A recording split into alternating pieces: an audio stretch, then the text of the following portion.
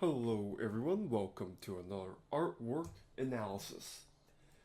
Now, I've always analyzed finished pieces, but much more rare are people who put their process shots onto their ArtStation or other social media, and I feel sketching and color keys and all of the process really matter over even the finished product when it comes to learning, knowing what an artist is thinking about in the beginning of the piece is arguably more important.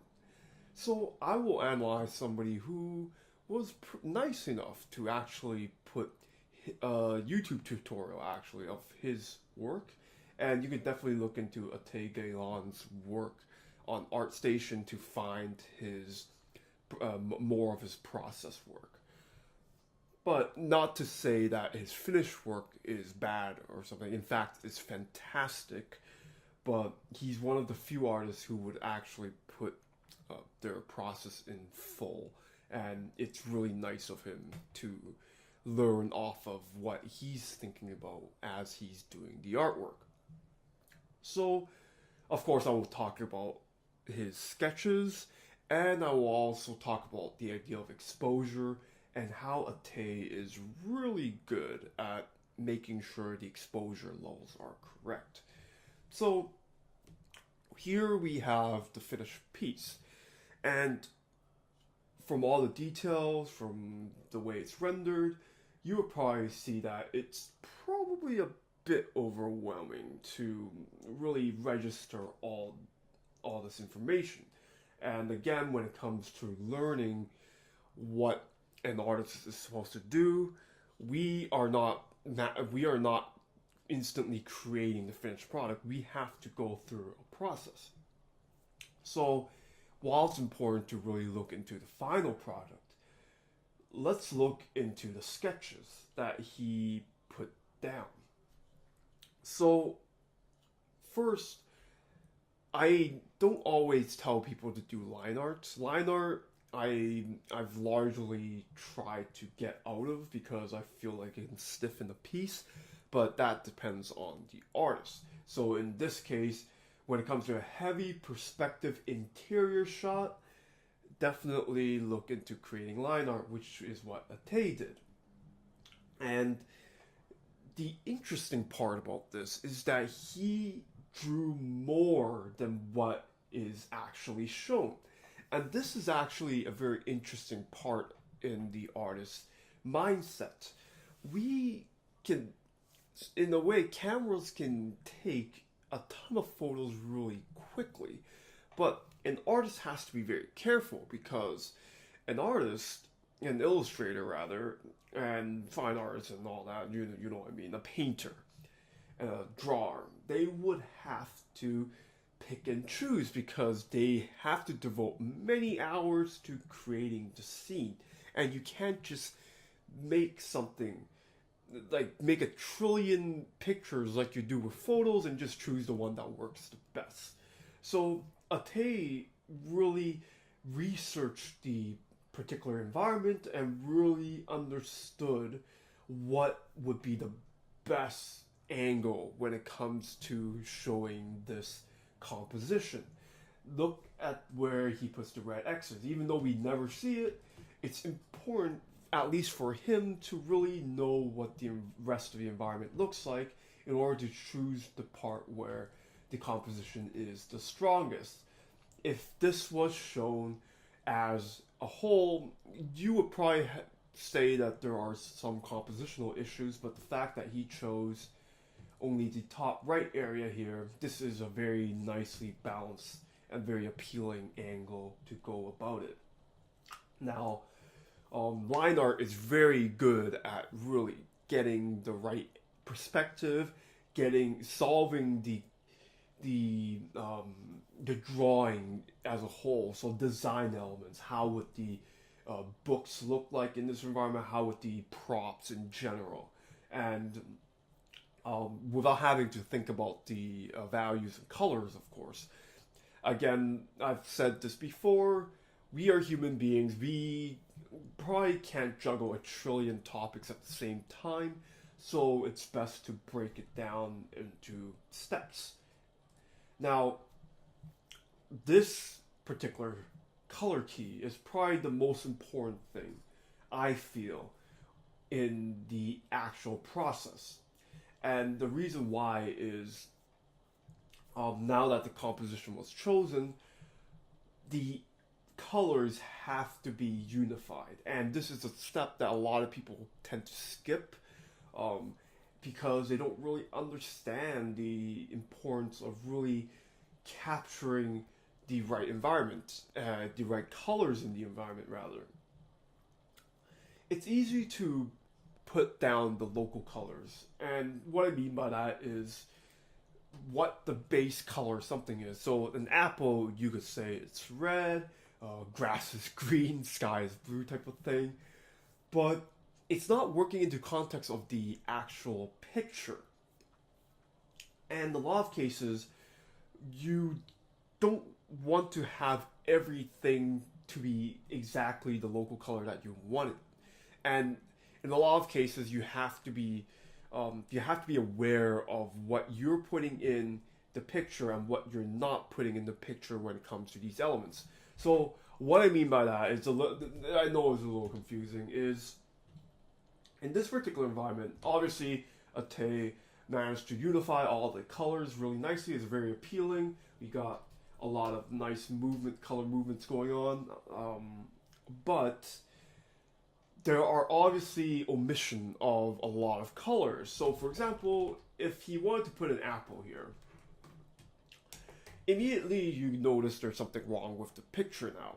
The red is not fitting in with the unified feeling of the colors here that he put down. So in the sense that, yes, it is possible, if we were to take a photograph of this picture, that an apple would be on this table. But as artists, we can choose whether the apple should be there. And in this case, we know for a fact that Atey is not putting something that stark because it will kill the composition. And we get to choose that. We have the power to just put splashes of paint. So it is important to know what not to put rather than what to put when it comes to colors. And again, a color sketch is fantastic in order to solve this issue. Now let's go to the next step here. I kind of skipped a few steps, but he adjusted the colors a bit and really elaborated on it. The thing is that, speaking of which, the reds are actually in place in this picture. It's just died down. And as said before, you don't want to just have certain colors in the picture, but there are hints to this particular environment. In context of the environment, there are reds. And what I mean by that is, notice that these areas, they're brownish, they're red, they read as that, but they're still unified within the rest of the environment. And again, it all comes back to the color sketch here.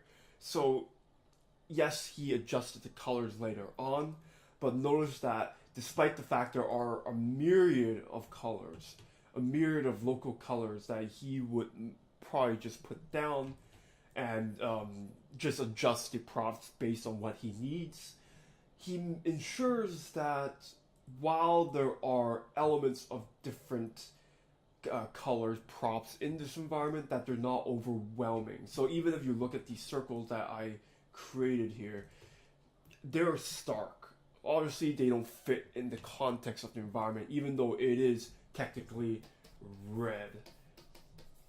And that's something you have to really think about. Red doesn't have to be just red. It just has to read as red in this particular environment. In fact, for subtlety's sake, the lighting of this environment will affect anything that is locally red to fit in with the rest of the environment. Again, this reads as red, but it's not actually a stark, dangerously saturated red. And this is again something that you can solve in the color keys. Just how far something be red, for instance, or something can be blue. It could be anything. How far can you go before you kill the feeling of this environment like I am doing right now? And a color key is just insanely useful when it comes to creating this, to really solve that issue.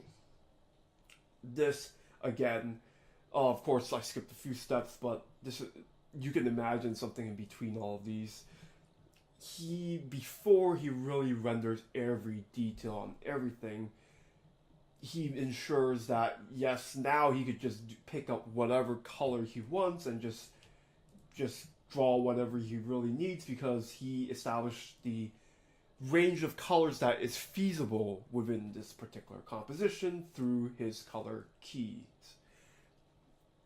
Now let's go back to the main picture. You see there's a lot more detail, but nothing goes against the grain. Even this red right here that he adds on the chalkboard right here, it's still died down, it's still unified, and it looks like it's justified within this environment.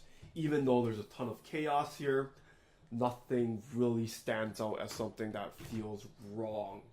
Like, again, let's put it in exclamation marks here. There's no reds like these. There's only reds like these.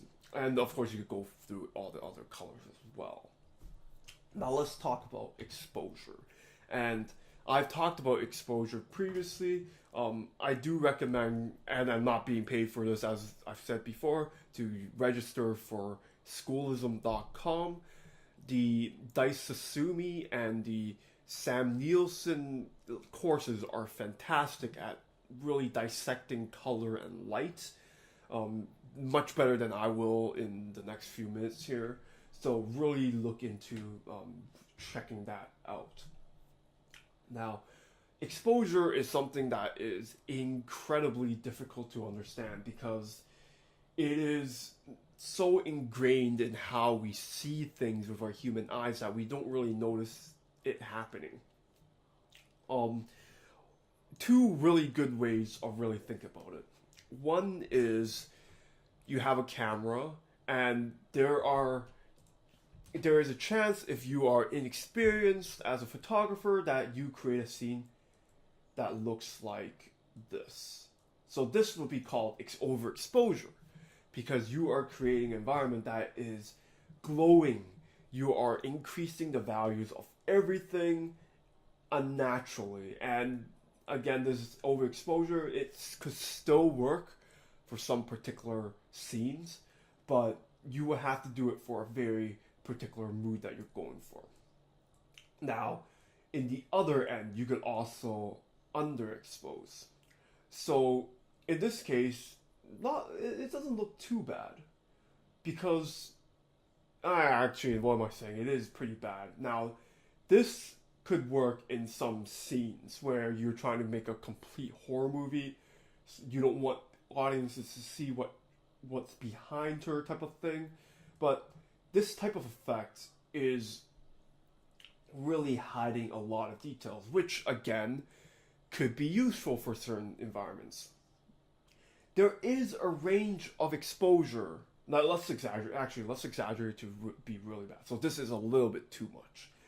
There is a range of exposures that will be feasibly useful when it comes to seeing and really painting the scene, and how our eyes will adjust to the scene based on where we are. So what I mean by this is, I darken this, I underexpose a little bit, but you see that this particular scene still makes sense. And let's go back to the original here. This still makes sense. This still makes sense. Those three instances, now this could be a range, obviously you could go in the middle, but these three instances where I gave a sensible range of exposures could work depending on what you need. these are the feasible exposures that your human eyes can see. So the other way I was going to talk about on how to understand exposure is, think about the times when you go out into the sun and you go indoors and your eyes immediately have some issues trying to adjust with the interior, and you get this dark, your eyes would be so, I guess, dilated, or I forgot the terms, but your pupils will expand and shrink depending on what scene, what environment you're in. To avoid capturing too much light to burn your eyes, and also when you're in a dark scene, in dark environment, you want to have just enough light. You want your eyes to expand in order to see more of the scene. Our eyes, the point is, I made it a little confused. The point is, our eyes adjust based on what environment we are in and what we need to see and how much of it we need to see. So this is a particularly dark environment, but in this particular case, we can understandably see it as our eyes adjusted to the darkness so we can see more of this area. And of course, it could go into darkness like this. If our eyes haven't been adjusted, you can imagine it could be something like this. This, again, would work, but it's as if your eyes haven't adjusted properly yet, or if your photograph wasn't adjusted properly.